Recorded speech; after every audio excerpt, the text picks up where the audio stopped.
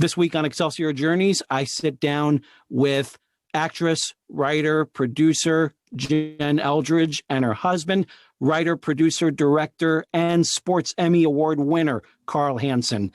These two are a terrific power couple that are constantly creating the opportunities as they go and also reaping the benefits of those opportunities. You have seen Jen on Dexter and the Goldbergs, and you've also seen the shows that Carl has worked on, including Mind of Mencia and also on Fox Sports.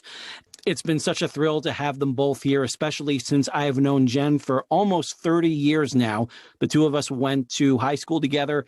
I knew that she was going to really make her mark in this industry. I was right. You get to hear all about it this week. JLD, do the honors. Hey, this is John Lee Dumas of the award-winning podcast Entrepreneurs on Fire, and you're listening to the Excelsior Journeys with George Sirois. Prepare to ignite. Is there a burning desire within to share your creativity with the rest of the world? Do you insist on pursuing your passion by any means necessary? Then you are on an Excelsior journey, and you are not alone.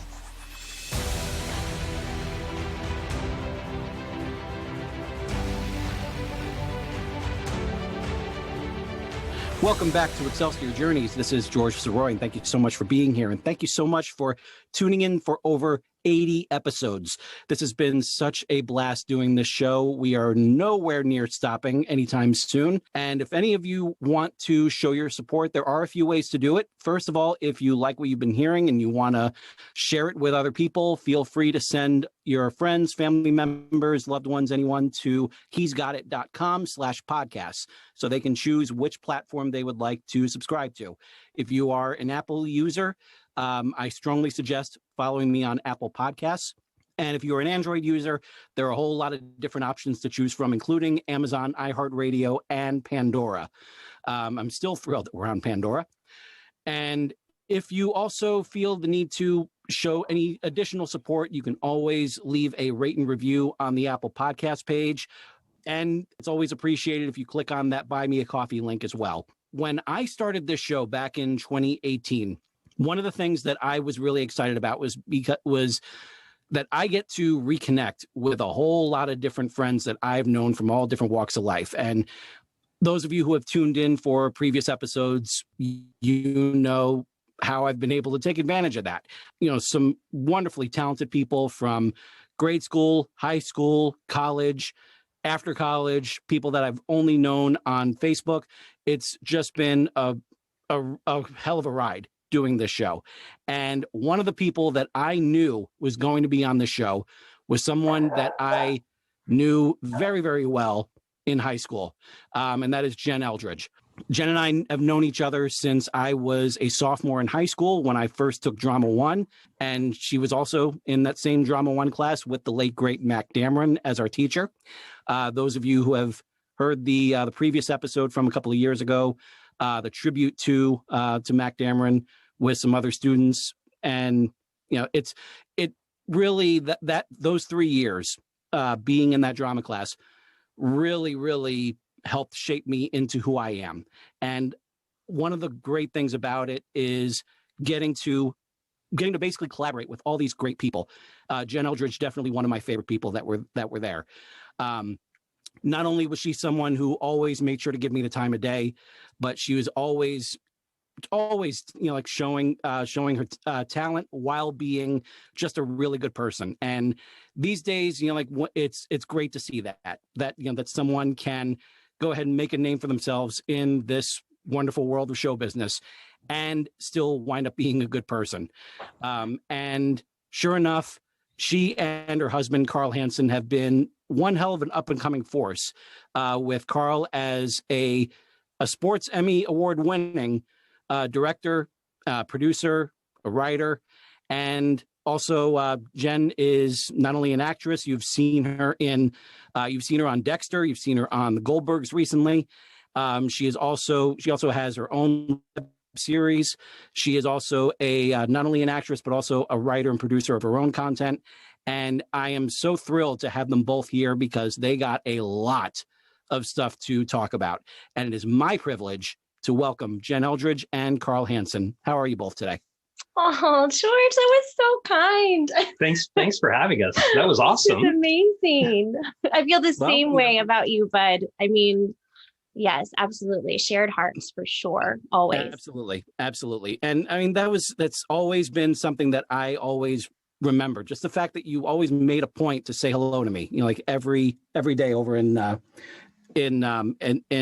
high school. It was just always great, to hear from you, and all the many times that we just got to just chat after classes, just while I was waiting for a ride to come and pick me up. It was always something I really, really appreciated.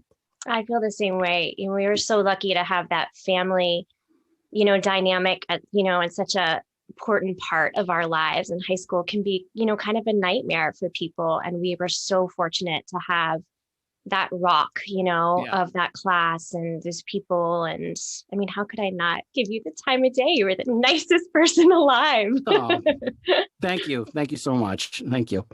Now, I understand that both of you are working on a big project that's going to be that is going until the end of this week. Am I correct? Yeah. So the Easter Seals Disability Film Challenge, which is a film competition that we both competed in last week. It's a film challenge that takes about 5 days. You have to write, shoot, edit, do your own finished film in this amount of time. But the point of it is to help people with disabilities get representation in front of or behind the camera. So I have my team, Cultural Detritus, and we made a film called Archaic Intergalactic Extraterrestrials, which is a parody of Ancient Aliens, because mockumentary is a required genre that we had to make this year. But we did something a little unique. Great. That's great. We did something, Right up your alley, George. The film, and it's out. It's out now. So the reason I want to bring it up is there's an awareness campaign going on till the end of this week. I want to say April 5th is the date that it ends, but that you can vote essentially by watching one of the films in the competition, or by liking it, right? By liking, commenting, sharing. The more likes, shares, comments we get, the better we do in this competition. But our team, Cultural Detritus, which made the Ancient Aliens spoof, we teamed up with another team called Team ASL, with the team leader, Megan Clancy. And we agreed that we were going to do a 2-team tag team film where we have crossover characters in each film. And another friend, Megan Malone, ended up writing and directing for them. But we did a bunch of crossovers. And it was the first time, I think, that's ever been done. Definitely in this competition, but I don't know if it's been done in other film competitions. But Jen was a part of that film. Right. So it's called the Over 40 Files. Over 40 Files. Nice. And it's a parody about kind of women feeling like they disappeared after 40. Wow. Yeah, very different takes. One's an Ancient Alien parody, and one is hardcore. It's still pretty funny though. They're good companion pieces because they're very different. Nice. And it sounds like there's a really good rapport between both groups as well. So everyone is kind of like, understanding each other's style and their humor and everything, and they're able to kind of play to each one. So it doesn't seem like too jarring, right? Absolutely. And I mean, what we decided early on is we decided as 2 teams to come together that first night of the competition. Everything happens on a Tuesday this year. And then we decided to come up with our various concepts, and then we just went off and made our own films, right? It's like, but we were in constant communication. It's like, hey, when do you need that actor? Because we need that actor at this time instead.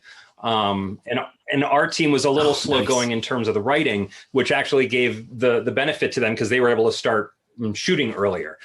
So it worked out perfectly. I mean, it was like the first time we'd ever done anything like that. It was an awesome experience. But you can go see them. If you go to YouTube, the Easter Seals Disability Film Challenge page. So if you go to YouTube, put in Easter Seals Disability Film Challenge, and you can see there's 93 films this year. And I highly encourage everybody to watch all of them. But it would be awesome if you voted for Archaic Intergalactic Extraterrestrials and the Over 45s. Fabulous. And I'm gonna have a link to that in my show notes, so everyone can go right over there. And I'll also have the names of both of your shows, so that way everyone knows where to go, which one to click on, which one to vote for for those of you who haven't really heard the show like all that much, basically what I really love to hear about is what I call the lightning bolt moment. And that is that moment, everyone has it, where they experience something or see someone or hear something, and that moment, that is the direction they want to go in. That is who they want to be. So for both of you, what was that moment? Because Jen, I know that drama wasn't drama started for you pretty early for you, right?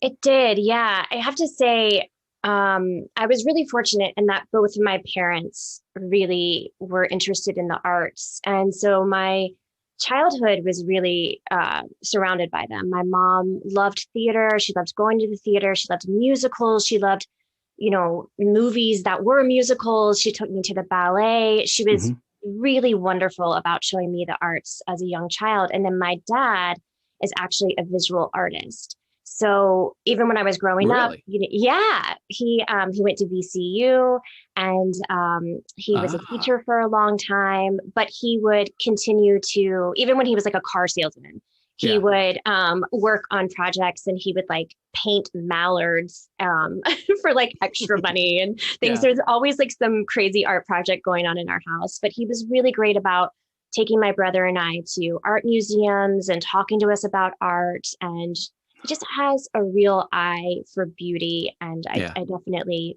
get that from him. And then I started doing it, I think, in middle school, and of course being in high school and having D, and he being such a mentor to me, and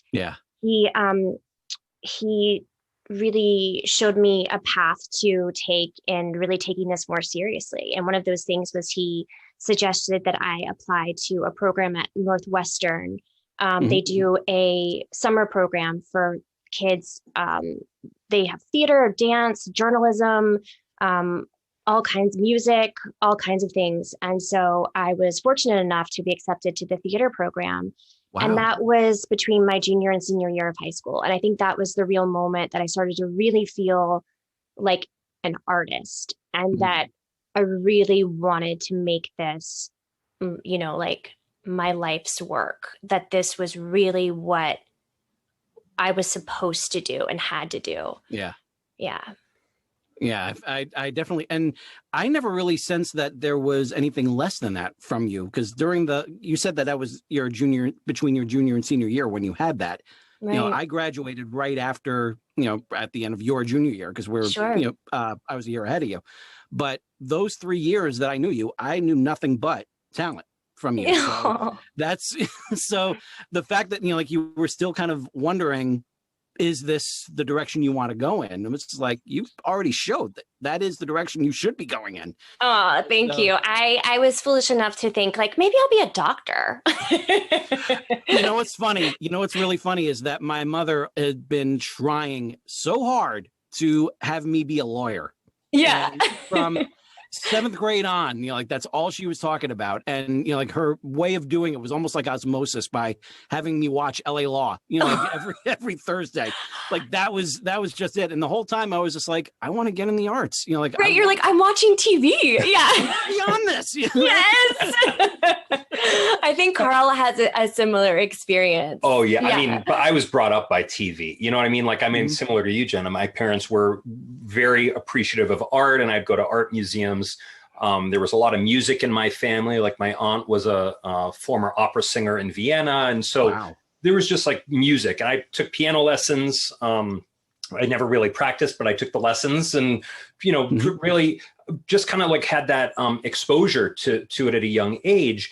But really, I think that moment for me, that sort of epiphany like moment, was a B Hollywood movie came to my neighborhood where I grew up in Massachusetts. Okay. So I grew up in a small neighborhood called Beverly Farms, which is a very wealthy enclave of this city of Beverly.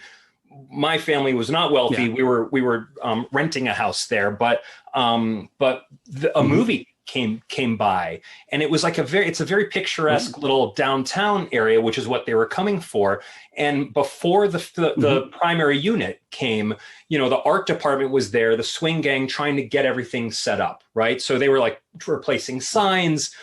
There was this little house that was like a printing shop, but they were making it into a barber shop. And I was able to kind of sit on my curb, my front stoop essentially, and watch this film get made at 10 years old. And it was called, at the time it was called American Build. It's now called Race for Glory. It came out on VHS. I don't know if it's even still viewable somewhere. I think maybe there's a clip on YouTube about it. But when the art department was in that set where they were making the barber shop, somebody just happened to say out loud, "Does anybody have any food coloring?" And I was like, well, I'm going to run back to my mom's, kitchen and see if she has food coloring. I run back with this blue food coloring, and they're like, "Oh, thanks." And they put it into a jar that was full of just water, and it made it look like it was Barbasol, like the way you go to a barber shop and you see Barbasol and do this. And as a 10-year-old, I was like, "Oh, that is magical. What occurred?" Like I couldn't understand exactly what was going on then, but it was just like the seed was planted. I was an extra in that movie. A friend of mine just sent me a picture recently of both of us at very, very young ages in that movie as extras. And it brought back so many memories. But that for me was that moment. It was seeing that and then volunteering at my cable access studio at like 12 years old. And then that sealed the deal. Oh, that's great. Carl's been in this business since he was 14 years old. Yeah. It's really incredible. I mean, if anyone has known from a very young age what they want to do with their life, it's Carl. I don't know. It was that moment when I was 10. It's like the circus coming to town kind of thing. Exactly. That is exactly it. And in fact, what's really interesting about that is I always think of, production as this fly by night industry, because you go in, you kind of take over a place for a little bit, and then you have to leave with hopefully no trace that you were there to begin with. Yeah. But that you have to be so trustable in that experience, because if you violate that, and you're in a location and you've damaged stuff, like other people won't be able to go in and work there, right? It's like you can't get another production to go in. So I've always kind of really taken it upon myself of a matter of like production pride and I was a location manager for a number of television shows that, you don't leave your mark. You kind of utilize the space and treat it as you would any other place that you're visiting as a guest. And then you leave it to the next people. That's great. Yeah. That is great. So really both of you had your directions kind of established fairly early. Jen, it was just basically it sounded like more than anything, it was just like kind of confirmation, just like, am I going in the right direction? And then you get that Northwestern thing. It was just like, yes, you are. Yeah. So, and with everything that you were doing, Carl, how did you guys meet, by the way? Well, George, we met on set. Surprise, surprise. The Hollywood love story. So I, as an actor, you tend to have lots of survival jobs in this town. And one of mine was doing craft services. And for people outside the film industry, that's basically like providing snacks essentially for the crew for the length of the shoot. And that can be, Hostess cupcakes, or that can be like something you make from home and, is this whole big thing, depending on the budget, I think, and your craft service person. But I happened to do craft service on this show called Mind of Mencia that was on Comedy Central. And it was, for me, it was a 1 day a week show. And Carl was a producer on that show. And I like to eat, and I would hang out by the snack food table where this really pretty smart person that I would go and have great conversations with would be. And I would be like, oh, good, I can snack and I can talk to this awesome person at the same time. It works out perfectly. Yep. So yeah. And Carl, I have to say, Carl is, he's just sunshine, but especially in this business, unfortunately, they're not always, very nice people all the time.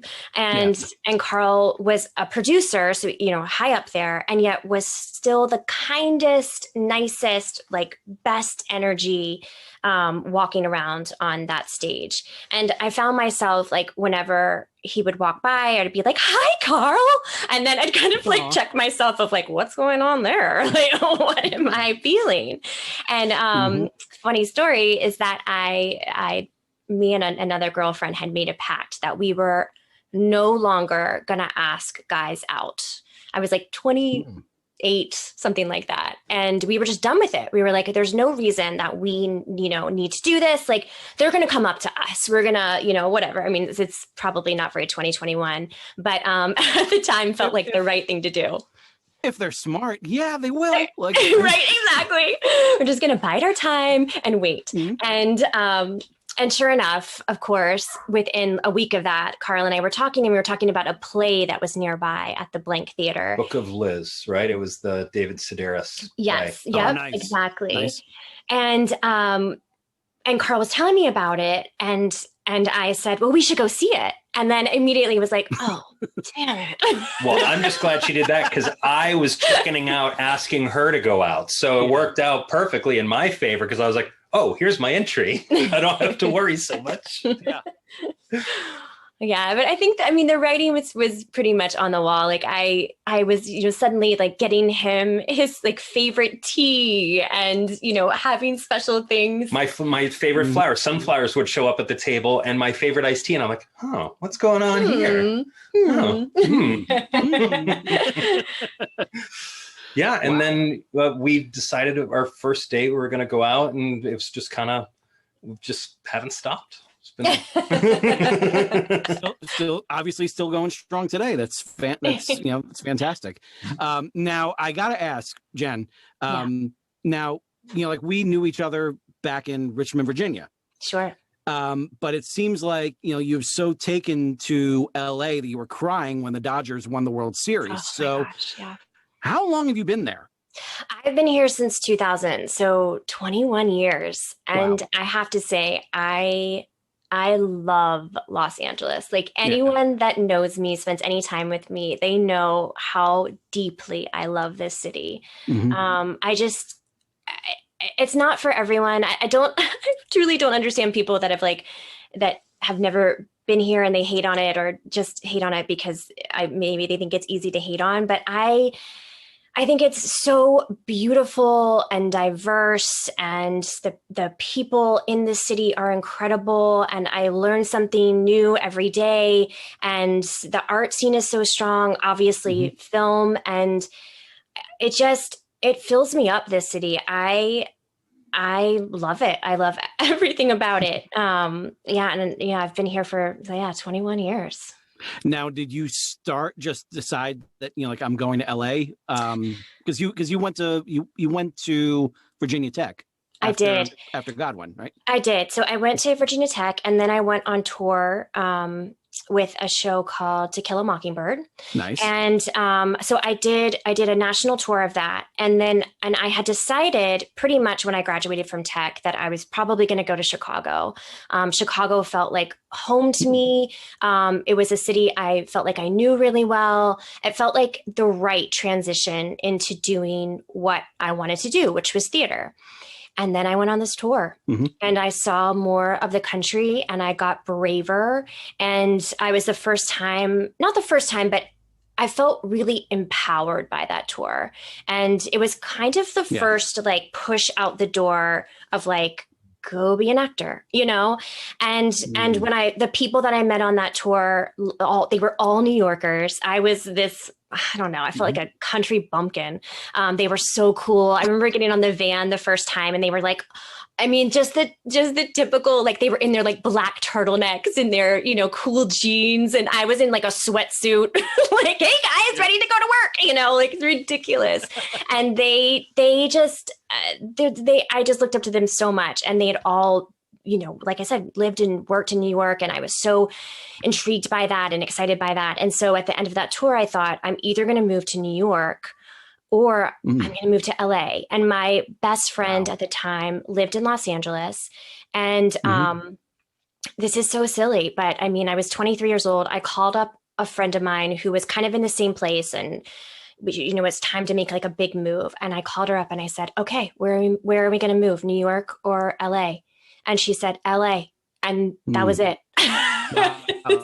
Silly, but and I was living in New York at the time. So, yeah.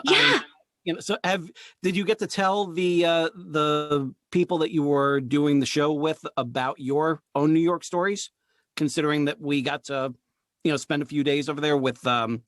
Dameron's class? Oh my gosh. You know what's funny, George? So I didn't tell them, but when we got together for Dee's tribute 2 years ago, we all shared all of our stories from thinking back about that experience. And it was so good to think about them again. Oh, I would do too. I wish I could have been there. Oh, well, you know what's funny? Been so much fun. Oh, I wish you had to. We missed you so much. Like everyone that wasn't there, we felt that. Like we felt like you guys were missing. It was so good to have us, but at the same time, it did feel like pieces missing completely. But Carl actually got to meet. That's why I did that tribute show. Yeah, totally, of course. Yeah. But Carl got to meet Todd, who I lived with and who lived with me a few years ago. Oh, nice. Yeah, so. Well, and I got to meet Dee when he came to our screening of War Torn at the Richmond International Film Festival. Oh, wow. Oh, that's great. Yeah. That is so great that you were able to stay in touch with him like that. Oh my gosh. It's so good. Yeah. I love that I got to meet him. So Carl, with you said that you were a producer on Mind of Mencia. Were you a producer with Comedy Central? Were you a producer with Mencia's production company? What was your in there? So I had been a coordinating producer on Weekends at the DL, which was a comedy talk show that DL Hughley had. And nice. It was produced by the same executive producers as Mind of Mencia. So it just sort of was a transition from Weekends at the DL, the DL Hughley talk show, into that one. It was just sort of like one ended and then that one kind of began. And so I was a coordinating producer of all the field packages of just like the different pieces that are not on the sound stage. So it's sort of like what Key and Peele would do. They'd go out and do those kinds of the things. And in fact, the production designer of Key and Peele was our production designer on Mind of Mencia as well, Gary Corden, who's now an Emmy-winning production designer. But yeah, I mean, it was an interesting experience because I wasn't like a huge fan of the comedy of that show, but I really liked all the people on it. And in fact, came out of that show with a number of friendships that still I have today. In addition to obviously my now wife. And we've been married 10 years, right? We just had our 10th anniversary and that was for us. So we've been together like 14, 15 years at this point. And that's when that show was, it was that long ago. So yeah, I had known the other producers beforehand and had done other shows with them as well. It just sort of, as the industry goes, you work with people, and the people who know you, and if you do good work, they hopefully hire you again. Yeah, I remember Bill Burr telling the story about when Patrice O'Neill passed away almost 10 years ago now. Wow. He was saying how when he had a chance to meet with some Comedy Central executives, he put on his "I'm going to get a deal" shirt and he goes into the office to pitch his idea. And instead of pitching the idea for like 50 minutes of that hour, all he did was yell at them for putting Mind of Mencia on the air. So you weren't alone when it comes to like being not being a fan of the comedy. So yeah.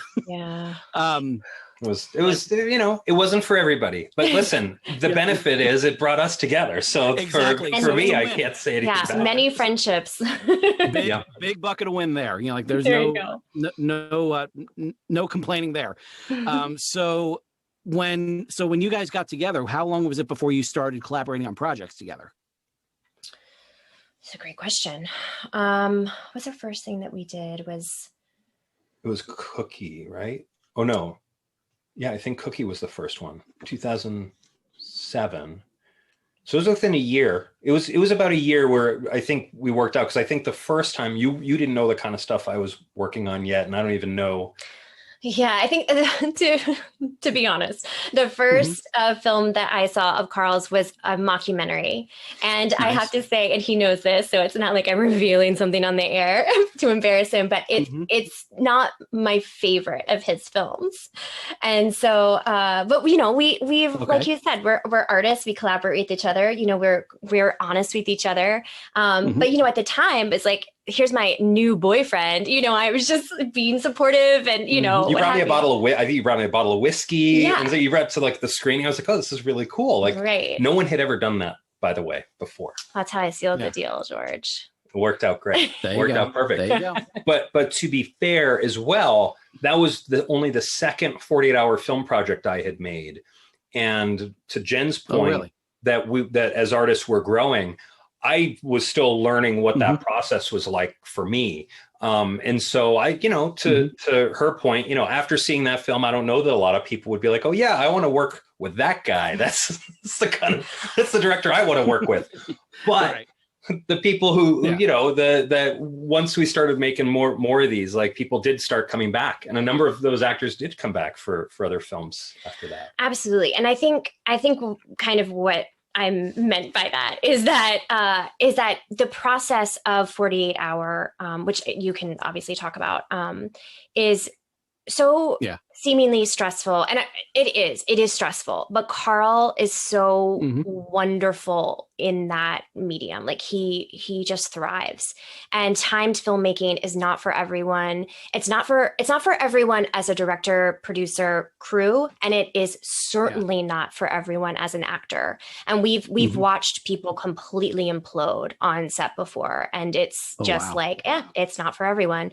And so I think I was just a little nervous, not only of, you know, working with this guy that I was dating and hoping that was going to work out, but also kind of the thing itself, you know, of really being like, is this something I can do? You know, it moves so fast, and I'm not, you know, we don't even know what we're doing until we get there. And like, that seems weird. And, you know, but now, I mean, I think we'll get to this, but now I feel probably the most comfortable in that, because it is so fast, and I love that. And I love making quick, strong decisions. It feels really empowering as an actor to you know, to have something and have to make quick character decisions. And I know it's helped me as an actor, and I know Carl's writing producer and partner Clay has found that his writing has gotten stronger for it as well. It's like getting your reps in. I call it going to the filmmaker gym. Like, I know for me, it's made me a stronger filmmaker. So it's like, the more you do that kind of stuff, I had to get through the bad mockumentary and like the earlier ones in order to figure out what it even could be. You know, it was like, those were experiments in many ways. And, you know, they're still out there and you can go and watch them, but you can definitely see a progression from the earlier ones to now. What we're able to turn around in just a couple of days is remarkable. Oh yeah. I know exactly what you mean too, because I've done 3, you would say, like, timed projects like that. I did I worked with a theater company when I was in New York City to do a 24-hour film, 24-hour one act play festival. Yeah, exactly. And so it was, it was, you know, coming up with the idea, working with a director to write the script, and then, you know, getting the 3 actors that we were assigned to go ahead and learn the lines and everything, and then putting it up, you know, 24 hours later. And it was such an amazing experience to do that. And it turns out one of the actors was Ryan Kasperzak, who I would later know, who I knew from college, but he would go on to be on So You Think You Can Dance, and he is now a choreographer working with Lin-Manuel on Hamilton. Oh, so amazing. Yes, and he was my guest here for episode 50. So you know, it was, you know, just great to hear on that. You know, he got to be one of the actors. He actually got to read my lines. And I always, awesome. I always put that in as just like a little, you know, like notch right there. It's just like, yep, I made that happen. And obviously did National Novel Writing Month, became the first, And then the National Podcast Post Month Challenge became my second podcast. So it really is very much like the way you said it, Carl, is perfect. It really is like going to the gym, because it's just forcing you to get things done, and you can't help but get better at it the more you go with it. Right. Exactly. As long as you don't put so much pressure on yourself to make yourself miserable in the process. What I learned, I had put myself through that, and it was not fun for me. Like I would be like returning equipment on Monday morning. I remember this one time, and I can't remember what film it was, but I essentially called my mom in tears and had a mental breakdown because I couldn't understand like why somebody wasn't helping me with this film project that I had been the one wanting to, to do and to champion. And then it just like was this epiphany of like, nobody else is going to care as much about this thing as much as you will, right? This is, it's just like I had to put myself in that mindset. And from then forward, I realized I'm like, this is supposed to be fun. It's not supposed to be that real grind that like is so detrimental to you that it makes you break down in tears on Monday morning. Like I want to go into work and be like super excited and happy. And I also learned to take Monday mornings off, or, Mondays off after that, because I think I was doing too much. But it was like learning my own limits through that, but truly getting those reps in. And I tell young filmmakers this all the time, like you have a camera in your pocket, right? Most cell phones now shoot 4K video. Some of the new Androids shoot 8K video. You do not need 8K video in your pocket, but you have it. And so, if you want to shoot an IMAX movie, you can do it, so like, don't be afraid of what you perceive as limitations or ways in, like, just do it. Like, I mean, I still edit stuff just for fun, you know what I mean? Like, just because I enjoy the process of it, but I get better at it. It's like, I need to feel like I'm staying current, I think too, like it's basically just like making your own opportunities. Right. Exactly. And I, we come up, against challenges, really, really big challenges. I mean, I think probably one of the biggest, it seemingly sounds like a small thing, but last year, oh gosh, when was it? 2019, we won Los Angeles for a film called Connections. Which you can imagine, George, like, we're in, I think they said Los Angeles and Paris are the 48-hour cities that have the most entries of films. So the competition in Los Angeles to make these films is unbelievable. We come in with this idea of like, oh, we really knocked it out of the park this year. And then we'll watch our screening and be like, or maybe someone else will win. It's just, it's so hard, and it's humbling, and it's amazing because you see these filmmakers grow, you see these actors grow, the writers grow, like people come back, they love it. Yeah. But we were fortunate enough to win the city in 2019. And let me tell you, that was hard fought. Carl's been doing it for... It was at that point, 15 years. 15 years. And so we won the city, really, really exciting. And then the next year, so last year during the pandemic, they still had the competition, but you had to shoot essentially... Everything super safe, obviously COVID friendly, like everything had to be done so safely that it made me very paranoid. I was like very, very nervous, but I knew we needed to figure out how to do something, right? It was like doing something in COVID because, we're probably going to be in this for a little bit. How do we do something, in a as safe a way as possible? So, right. And I think you had to take a class, right? I had to take a class. We all had to get our COVID tests.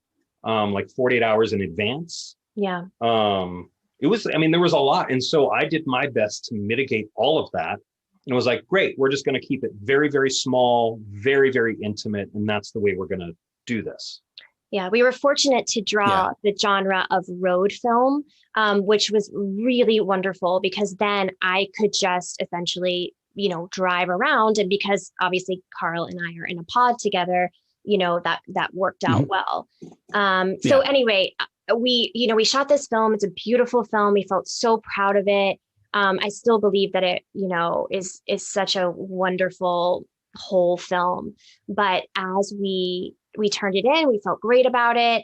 And we got contacted by the judges and the producers of the contest. And they said, oh, you forgot a really big requirement within your film. And unfortunately, we can't accept your film for the judging. So you can still, like, your film will still be shown, but you can't be disqualified. You're essentially disqualified from the competition because the required character had to be seen on camera. And it's a way to ensure that your film's been made in the time period. That's sort of they gave you a line of dialogue, a prop, a character, and then a genre, right? Those are your requirements going into the competition. And to ensure you've done it in that time period, they want to make sure you're showing your character on the screen.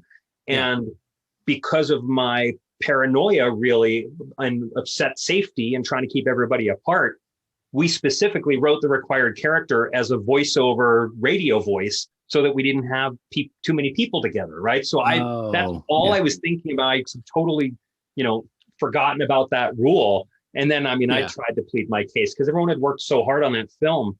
And I tried to plead my case. I'm, seeing is in the mind. I mean, I really went to bat and found scientific articles, but that was, very clearly I'd forgotten. It was just something that was not in there and got disqualified. But it's a beautiful film. My kids submitting it to other festivals now. So, but I think that was, a real learning experience for us and the competition's always very humbling because of the amount of talent in this town and in that competition specifically. But it was just, I don't know. I think it was just such a beautiful reminder of you gotta stay focused and you really, anything can happen.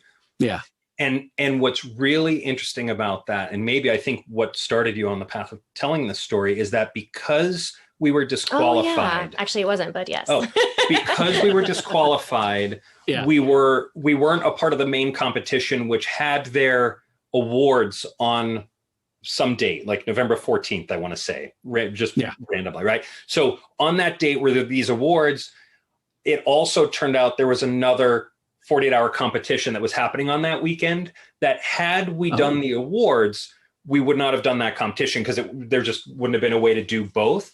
But instead of, worrying and fretting about that missed opportunity with Mist, that we ended up making this 10-minute, I guess it was like 1-minute episodes, 10 1-minute episode for an app called Rizzle, and it was called Changing Lanes, which has turned out to be an awesome vehicle for Jen. Now we're getting into other festivals with it.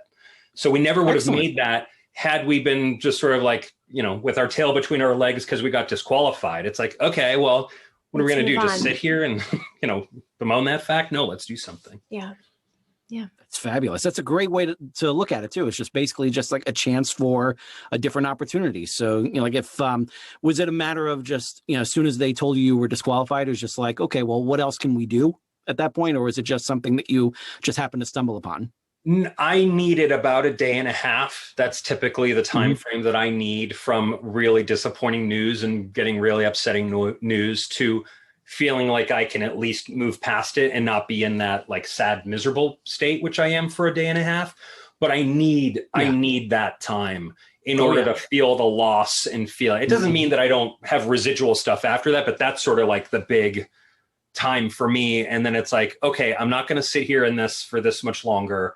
What's the next thing? And it was soon thereafter I got an email about that other competition. I'm like, well, this is something we can do from home and do it ourselves and make something just fun, just her and I. And that was something I really wanted to do too, was specifically do something essentially just her and I. Megan Malone wrote the script for it, who ended up directing that other, the Team ASL film for this Easter Seals competition. But ultimately it was just Jen and I working on it, on the ground all day Saturday, laughing. I laughed all day Saturday. And you can see it. You can see it on the Beverly Entertainment website, beverlyentertainment.com. You can go and see it. It's great. It's super fun.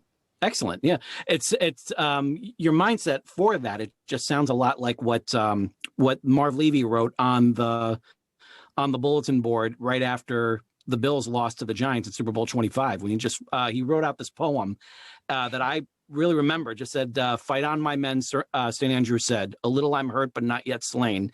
I'll just lie down and bleed a while, and then I'll rise and fight again.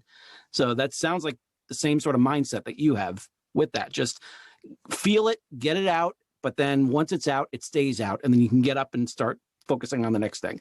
Yeah, that sounds like the entertainment industry in a nutshell, George. Yeah. You go through that frequently with auditions, and Yeah, I mean, I'm it's sure. constant slog, Mm-hmm. constant. Now, so you have the producing experience, obviously, and you have the Jen. You obviously have the acting experience, but both of you have writing experience. When did that start coming up?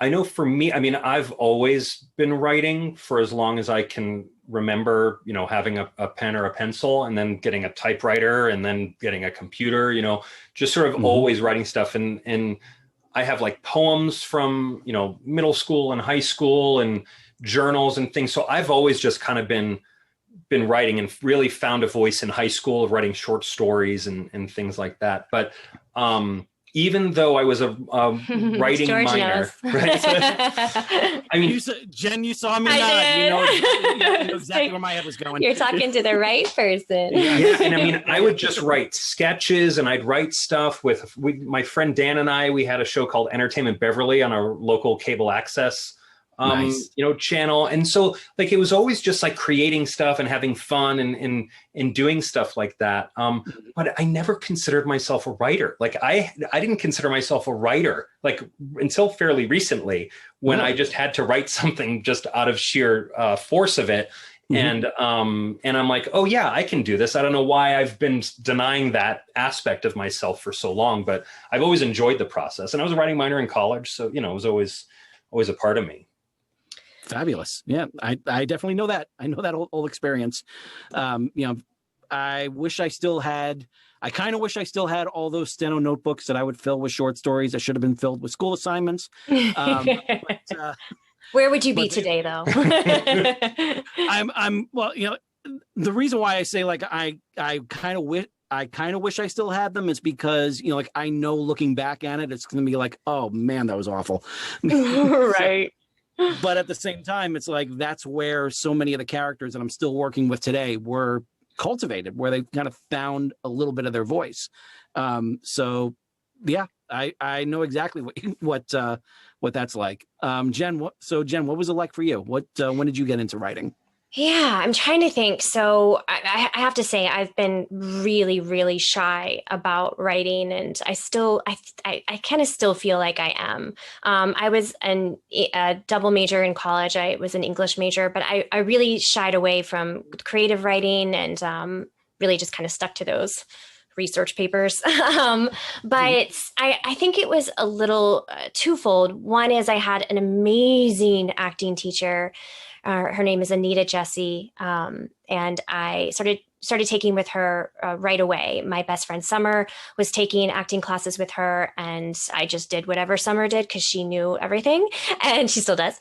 And so I started taking with her, and a few years into taking with Anita, she proposed that we write, produce, and shoot our own films. And this was the early aughts. So it was before people were really doing this. I mean, we didn't have the cell phones we do now. We didn't have any of that. We had to rent equipment. We had to find somebody to shoot it. And it was one of those things where I think Anita really saw the industry changing, and the industry being about, this is when, Ben and Matt were, Ben and Matt, like I know them. I was an extra in Good Will Hunting. We all know Ben and Matt. We all know. It feels like we know them, right? I was an extra in Good Will Hunting, so I can say. Anyway, so it was when Good Will Hunting. I mean, it was probably years after Good Will Hunting, but still, it was just that feeling of like the industry's changing. Actors aren't just going to be actors; they have to do more.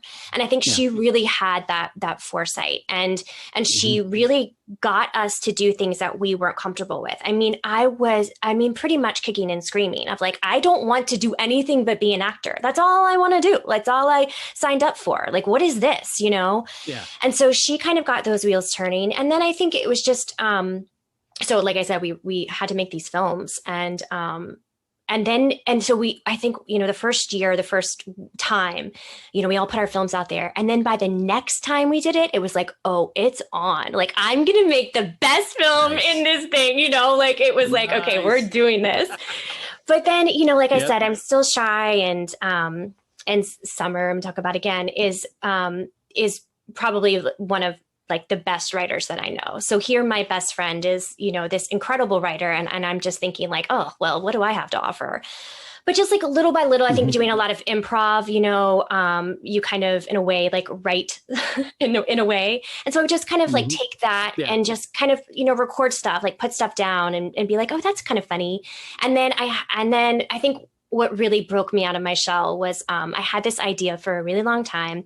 Once I had our son, that that motherhood kind of felt like the college experience. And I know that sounds odd, but it was little things like staying up all night, like all nighters, and, eating like chicken nuggets and like cleaning up bottles, but like a different kind of bottle.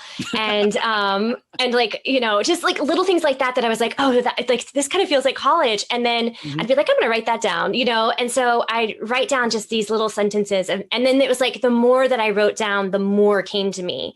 And so, and then it was like, I don't know, I don't need to get into it, but it was just, like I said, the more that I did it, the more confident I became in it. And so, Carl and I were like, let's shoot it. It was a passion project of mine that I really wanted to do. Yeah. And so, I remember, Carl, had a connection for me, Melissa Foreman, and she was just starting an online network online network. Yeah. Online network. Yeah. It was all women, and it was called Network B. Network B. I was like, Network B. And so he had suggested that I go meet with her and pitch this idea. Well, as you can tell, I'm not great at pitching. And so, we had already shot a little bit of it, but I went in and I kind of gave her the pitch, and she goes, okay, what else you got? And I was like,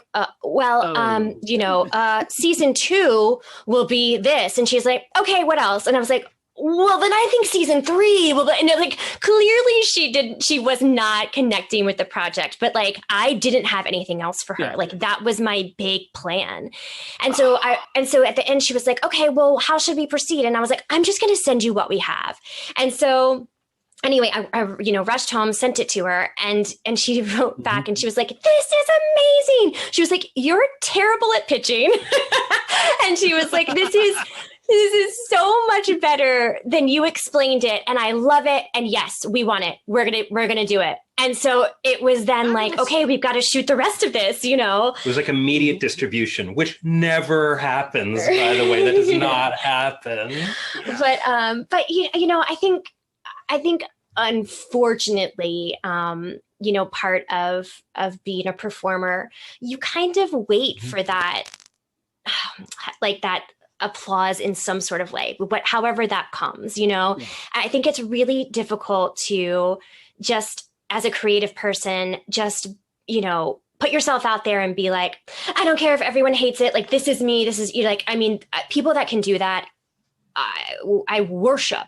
I'm not one of those people. So I think I just kind of, dipped my toe in the water, hoped for, a good response. And then the more that I got, the more I wanted to do, if I'm completely honest. Well, and I, to be honest, through that project. So, I am a director. I think of myself as a director.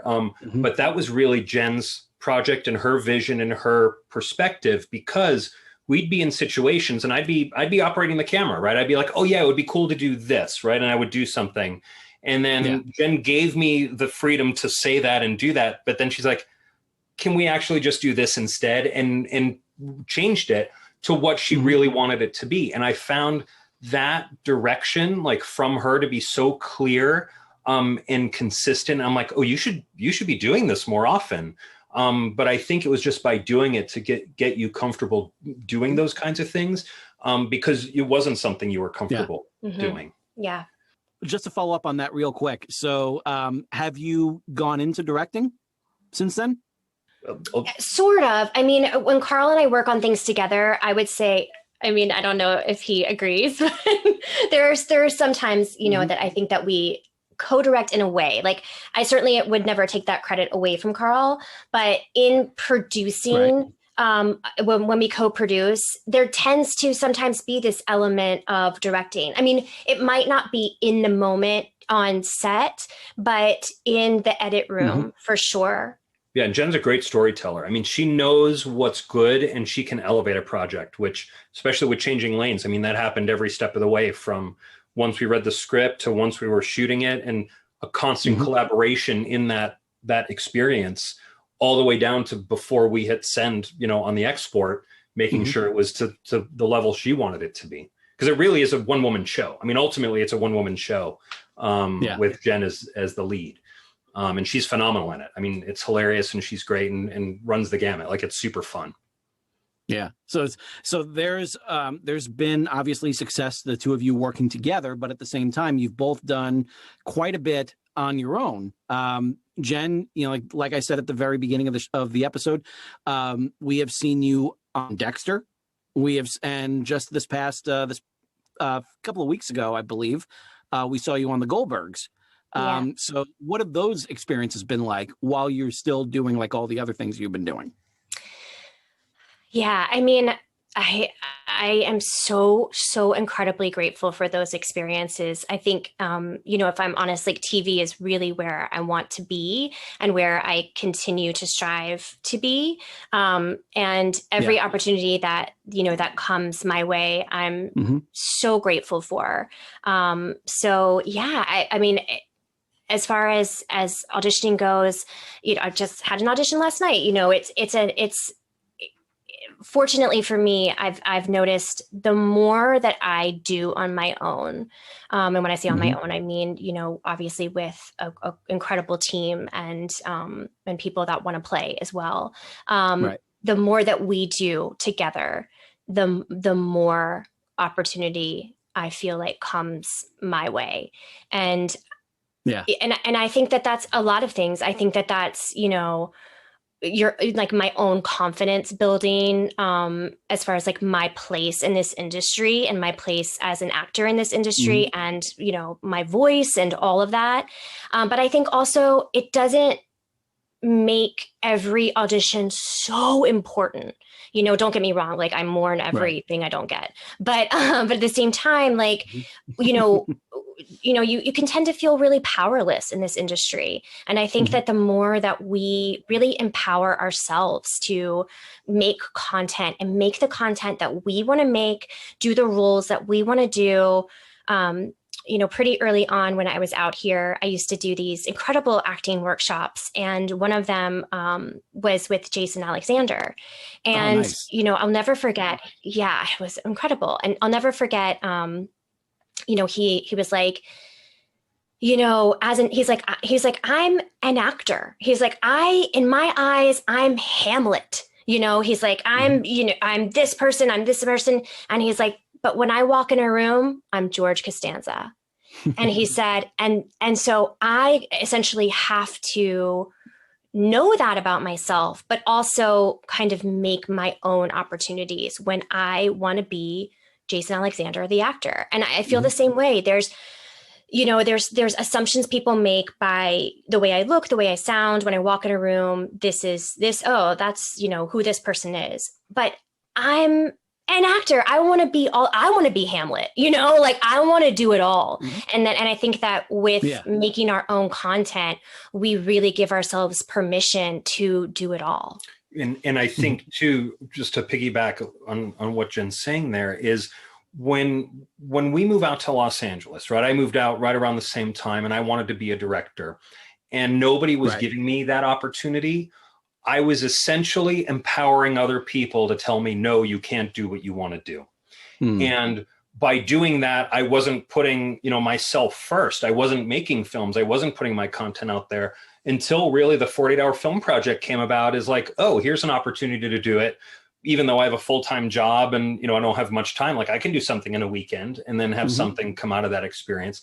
And it's by giving ourselves that permission and by empowering ourselves to do what we want to be doing. We're not letting anybody else tell us that we can't. Like, I didn't move out to LA for someone to say, no, you can't be a director, because that is why I moved out to LA. So that's another really big reason to do that. Don't let somebody else, tell you your own worth. You have to know that. Excellent.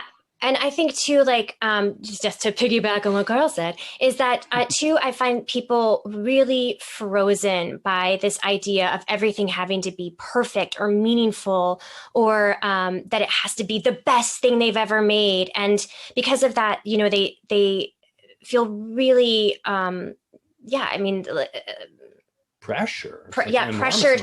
Yeah, that they can't move forward and they can't make anything because it's not going to be the best. And we have this like really big, I mean, I definitely did like this art house idea that everything has to be the top notch. And even Scorsese's like, not like, it doesn't have to be perfect. Just do it, you know, throw some spaghetti against a wall, see if it sticks, you know. And I know the Duplass brothers are really big about constantly making their own material.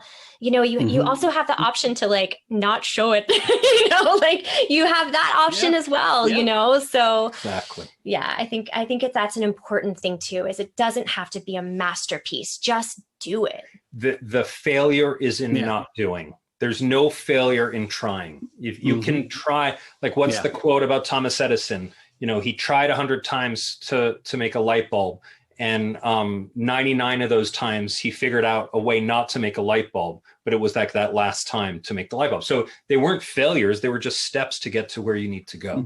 That's the way I look at it. Yeah. It's like what Lorne Michaels says about SNL. We don't go on because it's perfect. We go on because it's 11:30. So 100%. Right. Yeah. Yeah, I love that. Now with everything that the both of you have been doing, all of your accolades and everything, and all of your experience that you've both been continuing to build upon, there's also an Emmy Award hanging around in that house. Carl, tell us a little bit about that, please. Sure. So I also, my day job is I'm the head of production at Fox Sports Films. So I oversee production for all the documentaries that come through Fox Sports. And one of those documentaries was a special we did called 100,000 Cameras, Ohio State at Michigan. And it was a film produced by NASCAR Productions.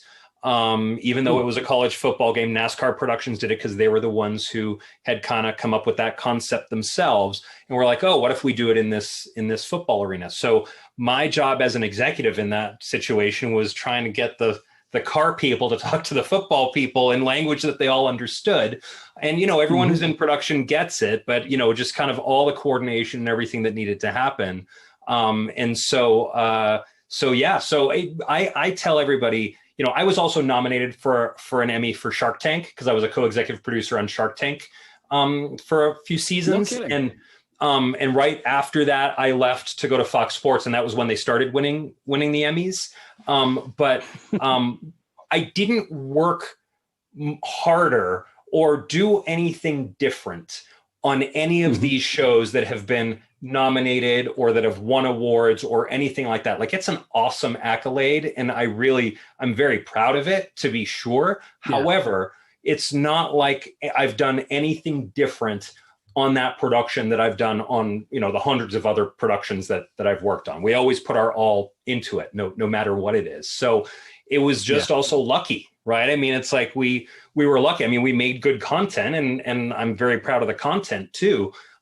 Because that was also a very fast turnaround project where I want to say, like, it was from shooting to air in like 8 days of all user generated content.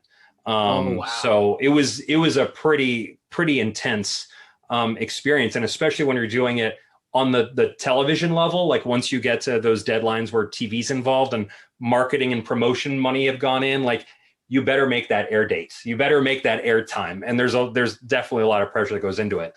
But we ended up winning an Emmy that year for it. And quick funny story about it is I actually didn't realize that I had won the Emmy. My boss had gone up to get the award, and he had invited me to the ceremony just because I thought, you know, oh, here, you can. You were nominated for another show. There was another show that we were nominated for, and that's really why I thought I was there. So we didn't win for that one, the other one. And so when I heard that this 100,000 Cameras won, I was like, yay, one of the shows that my department worked on, we worked on, yay. And then I opened up the program to the Emmys. They give you this this book that's like all the awards with all the nominees listed.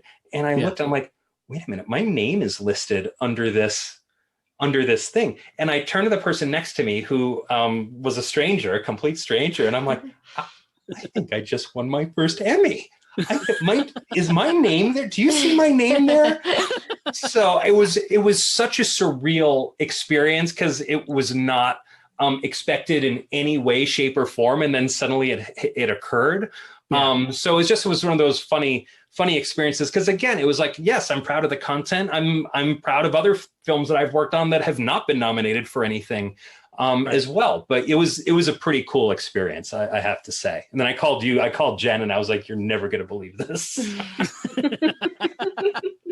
Oh, that's fabulous. That is so cool. So, so for everyone out there who is kind of in that same area of, just really trying to get themselves on their feet, trying to make a name for themselves in this amazing business, that what one piece of advice would you have for them to kind of allow them to kind of take that first step? What would you suggest that first step would be toward achieving their own goals? Well, yeah, I mean, I think probably like the one that I think right off the bat is to really, like, for lack of a better saying, like, get your shit together. Like, I think that, we as artists, and I raise my hand high on this one, is, I feel like we can be heavy on craft and really lack that, business professionalism, or not professionalism, but that business side that is really, at the end of the day, this business. I mean, we're talking millions and millions of dollars, employs people all over the world. I mean, it is a business, and that's not always, I think, the first thing that actors and artists really gravitate towards. This is like, we want to be the artist.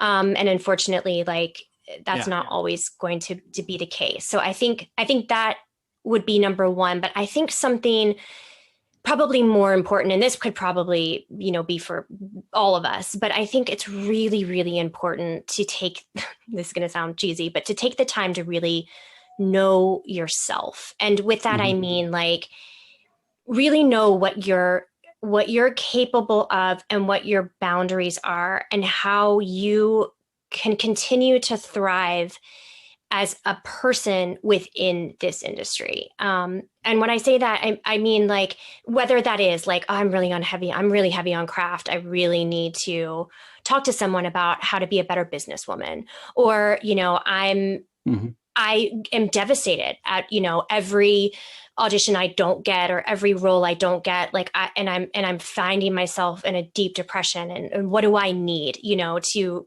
really lift myself out of that?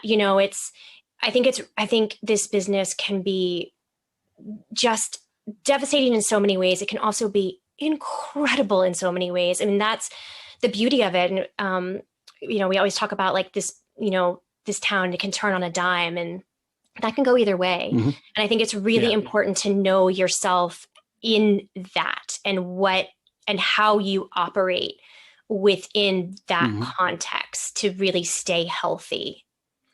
And I think once you do that, right, and that's not something easy to do, but once you do that, and maybe even a little bit before you do that, finding other people in the same place as you tends to be exceptionally uplifting, because you kind of bring everybody up together in that way. Yeah, absolutely. So, finding like-minded people, people who say, I want to be a writer. There are writers groups, in every city, in most major places. And if they're not, hopefully you have internet connection and can do remote things now. Now with COVID, it's made a lot of things remote that people never thought could be remote before. So those kinds of opportunities exist. Finding groups of filmmakers. I've found a community of like-minded filmmakers doing the 48-hour film project, doing the Producers Guild of America weekend challenge, doing the Easter Seals Disability Film Challenge. And these are true, like, communities of filmmakers and artists and people who do stuff, and we support each other. Like, never am I gonna, not champion somebody else who's made something like that, because I know exactly what they're going through. It's the same kinds of experience. So, and when you find those people, they support you, you support them. That's, I think, the best way to take that first step. Then you're not doing it alone if you're really afraid of doing that. And you can just jump into the water together. It makes it a much easier swim that way. Absolutely. Absolutely. And where can my listeners find you both on social media? So I am pretty much, this is terrible, but only on Instagram. But I am at LA Hokie. So two of my favorite things, Los Angeles and the fact that I went to Virginia Tech, go Hokies. So LA Hokie on Instagram. Yes, Hokie. Yes. Yeah. Yes, Hokies. Sorry, I had to finish that, obviously. I said how to set it up for you. Thank you. I set up. And I'm on Facebook. I'm the Carl Hansen on Facebook. So regular Carl Hansen, I think, was taken by a furniture maker in Denmark, which I am not.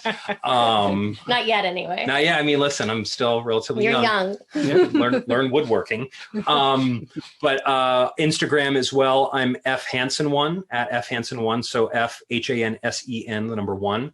At Instagram.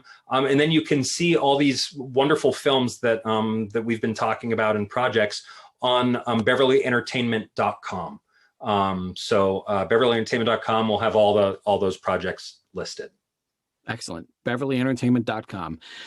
Guys, if you are not feeling inspired to do exactly what Carl and Jen were saying before, dig into your pocket, pull out your phone, turn on the camera, and start filming, I don't know what to say.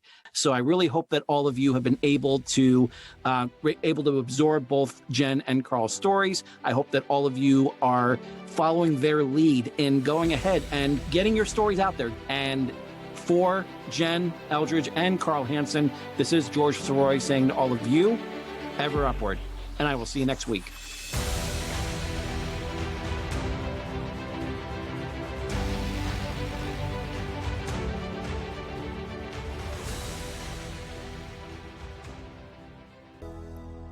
Today's show is brought to you by Audible. Audible is offering our listeners a free audiobook with a 30-day trial membership.